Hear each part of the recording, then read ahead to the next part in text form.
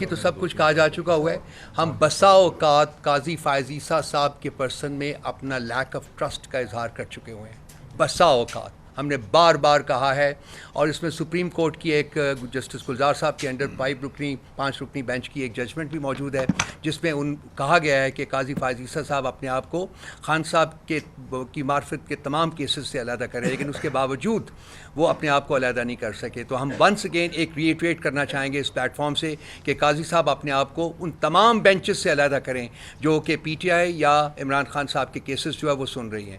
بلال صاحب جو ہے وہ ڈائریکٹ ایک افیکٹی ہیں اس کے، تو میں چاہوں گا کہ یہ 2-3 منٹ میں اپنا جو مدعا ہے وہ بیان کریں. جی بلال صاحب بولیے. بولیے. بسم اللہ الرحمن الرحیم. ایاک نعبد و ایاک نستعین. سب سے پہلے تو میں میڈیا سے معذرت خواہ ہوں کہ ہم سب جو ہے آپ کے پاس تھوڑا لیٹ پہنچے ہیں، اور اس کے بعد میں اس وقت پاکستان کی عوام کو صرف اور صرف اس میڈیا کے تھرو ایک بات بتانا چاہتا ہوں کہ میرا جو آج کا فیصلہ ہے، مجھے تو قائد صاحب سے پورے انصاف کی توقع تھی، لیکن قائد صاحب نے تو انصاف کے ساتھ کھلواڑ کر دیا. اور دوسری بات میں جو بتانا چاہتا ہوں اس میڈیا کے توسط سے کہ میرا مقصد ایم این اے بن کے اسمبلی میں آ کر ڈیسک بجانا نہیں تھا. میرا مقصد رجیم چینج کے بعد سے صرف ایک ہی مقصد تھا میرا، کہ میں خان کے ساتھ ہوں یا نہیں ہوں. تو میں یہ بات واضح کر دینا چاہتا ہوں کہ میں خان کے ساتھ تھا، ہوں، اور اللہ تعالیٰ کے فضل و کرم سے آخری سانس آخری دم تک رہوں گا. مجھے صرف اور صرف آج کے اس فیصلے پہ ایک چیز کا دکھ ہوا ہے کہ وہ 1,17,000 ووٹر میرے حلقے کے، جن کی میں عظمت جرت کو سلام پیش کرتا ہوں کہ میں شاید واحد ایم این اے ہوں اس اسمبلی میں تھا، اور انشاءاللہ واپس لوٹ کر آؤں گا اللہ تعالیٰ کے فضل و کرم سے، کہ جس کو آج کے دن تک اپنے حلقے میں نہیں جانے دیا گیا. مجھے دکھ ہے ان 1,17,000 ووٹروں کی دن رات محنت کا، کاوشوں کا، جنہوں نے دن رات ایک کر کے صرف اور صرف عمران خان کے نظریے کو ووٹ دیا. اور وہ نظریہ کیا تھا؟ وہ نظریہ جس کے آج میں اور فراز نون شکار ہوئے، وہ نظریہ تھا کہ اس ملک میں قانون اور انصاف کا بول بالا ہو. اور مجھے فخر ہے کہ میں اس جماعت کا حصہ ہوں. میرے پارٹی لیڈران نے اعتماد کا اظہار کیا، میرے پہ عمران خان نے اعتماد کا اظہار کیا، اور میرے پہ جو اعتماد کا اظہار میرے حلقے کی عوام نے کیا تھا، میں نے ان کے ووٹ کا حق ادا کر دیا ہے، اور انشاءاللہ تعالیٰ اپنی آخری سانس تک حق ادا کرتا رہوں گا.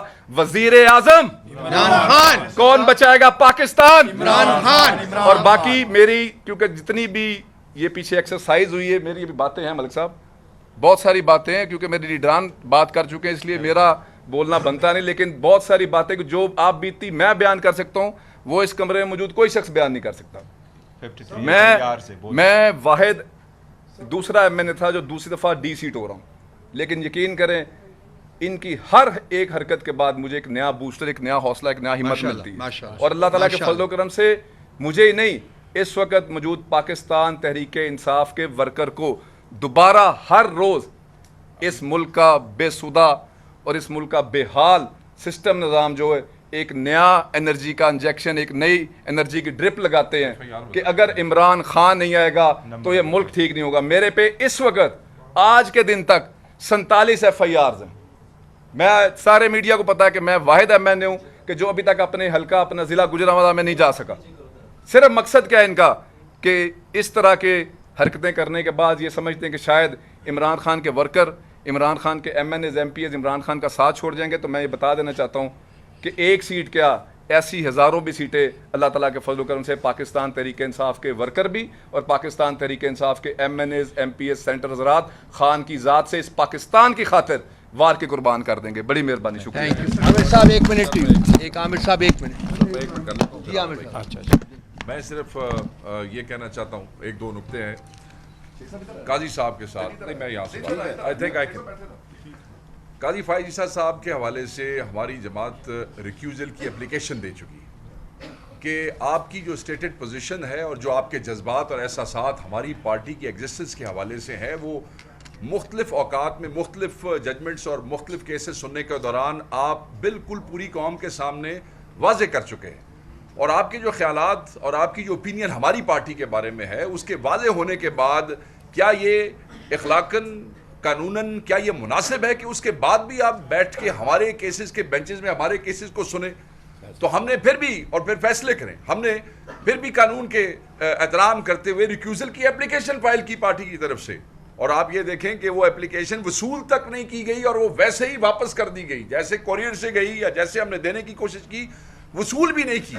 آپ ہم سے جب ہمارا بیٹ چھین لیتے ہیں، اس کے بعد جو فیصلوں میں آبزرویشنز آپ دیتے ہیں، اس کے بعد یہ مناسب تھا، ججز یہ کرتے آئے ہیں، جس وقت اس قسم کا کانفلکٹ آف انٹرسٹ ہو جائے، اس قسم کا چیز واضح ہو جائے، ججز خود اپنے آپ کو بینچز سے علیحدہ کر لیتے ہیں۔ آپ کو تو یہ نوبت بھی نہیں لانی چاہیے تھی کہ ہمیں درخواست دینی پڑتی چیف جسٹس آف پاکستان پہ ریکیوزل کے حوالے سے، مگر آپ نے ہمیں مجبور کیا، جب آپ اپنے آپ کو زبردستی ان بینچز کے ساتھ آپ نے اٹیچ کیا کہ ہم نے آپ کو لکھ کے دیا، مگر آپ نے اس کو وصول کرنے سے بھی آپ کے ادارے نے اور آپ لوگوں نے انکار کیا، نہیں لی۔ میں یہ سمجھتا ہوں یہ نامناسب تھا، اور ہم یہ سمجھتے ہیں کہ آج اگر آپ اس بینچ کا حصہ نہ ہوتے تو پھر فیصلہ بھی شاید کچھ اور ہوتا، اور ہم یہ حق بجانے میں کہنے پہ، کیونکہ ہم کہہ چکے ہیں کہ آپ پہ ہمیں اعتماد نہیں ہے، بار بار کہہ چکے ہیں ہمیں آپ پہ اعتماد نہیں ہے۔ یہ آپ نے بڑا ظلم کیا ہے، بڑی زیادتی کی ہے، آپ کو بینچز سے علیحدہ کر لینا چاہیے تھا۔ دوسرا نقطہ جو ہے وہ بڑا اہم ہے، اور وہ الیکشن کمیشن آف پاکستان ہے۔ ان لوگوں کے حلقوں میں ان کے جو ری کاؤنٹنگز تھیں، جہاں ان کو شامل بھی نہیں ہونے دیا گیا، جہاں آروز نے اس جگہ کو جہاں ری کاؤنٹنگز کی گئی بغیر نوٹسز دیے، ری کاؤنٹنگ کے لیے نوٹس دیے جاتے ہیں تاکہ ہر امیدوار 18 امیدوار بھی ہیں تو ان کا نمائندہ وہاں پہ موجود ہو، کوئی نوٹس نہیں ہے۔ اس کے بعد کارڈن کیا گیا پولیس کی مدد سے، اس کے بعد ہمارے ایم این ایز وہاں پہ موجود نہیں تھے، اور ان کی اگر نمائندوں نے جانے کی کوشش کی، جو آپ کو پتہ ہے الیکشن ایجنٹ جو ہوتا ہے وہ نمائندہ ہوتا ہے، اگر اس نے بھی جانے کی کوشش کی گئی تو اس کو بائی فورس روکا گیا اور اسے کہا گیا کہ تم پہ کیس کریں گے، پولیس نے نہیں جانے دیا۔ اس دوران مجھے یاد ہے کہ نہ صرف وہاں پہ ہم نے کوشش کی، یہاں الیکشن کمیشن آف پاکستان میں بلال اعجاز صاحب تھے، دوسرے ایم این اے بھی میرے ساتھ تھے، میں خود الیکشن کمیشن کے آفس جس وقت وہاں پہ وہ ٹھپے لگ رہے تھے اور زبردستی غیر قانونی طور پہ وہ تھیلے کھولے جا رہے تھے، آئے یہ اور ہم 2-3 لوگ الیکشن کمیشن کے آفس گئے، سیکرٹری الیکشن کمیشن کو پھر قانون کا احترام کرتے ہوئے ہم نے ایک اپلیکیشن دی کہ جناب یہ غیر قانونی عمل ہو رہا ہے، ویڈیو شیئر کی سیکرٹری کے ساتھ، میں خود وہاں پہ موجود تھا کہ آپ کوئی ایکشن لیں، مگر نہیں لیا گیا۔ ہم یہ توقع کر رہے تھے کہ جن لوگوں نے قانون توڑا ہے، آئین کی خلاف ورزی کی ہے، ان آروز کو سزا ملے گی۔ الیکشن کمیشن کی ذمہ داری تھی کہ ان آروز کو سزا دیں گے، الیکشن کمیشن کی ذمہ داری تھی کہ اس ڈی پی او کو نوکری سے فارغ کرواتے، الیکشن کمیشن کی ذمہ داری تھی کہ اس ڈپٹی کمشنر کو نوکری سے فارغ کراتے۔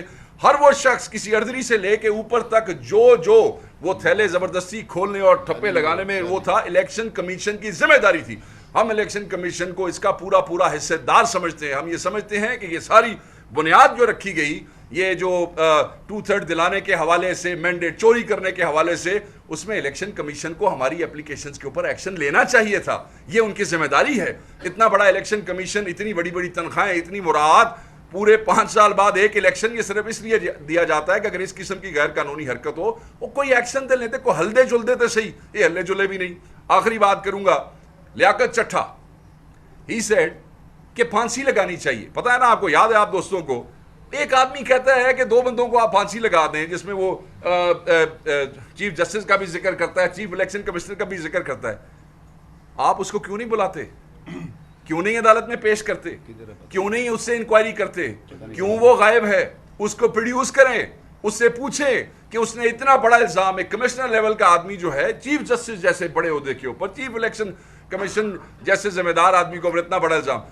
یہ ظلم ہے، یہ زیادتی ہے، یہ بروٹیلٹی ہے، یہ بدماشی ہے، اور آپ لوگوں کو مجبور کر رہے ہیں، عوام کو مجبور کر رہے ہیں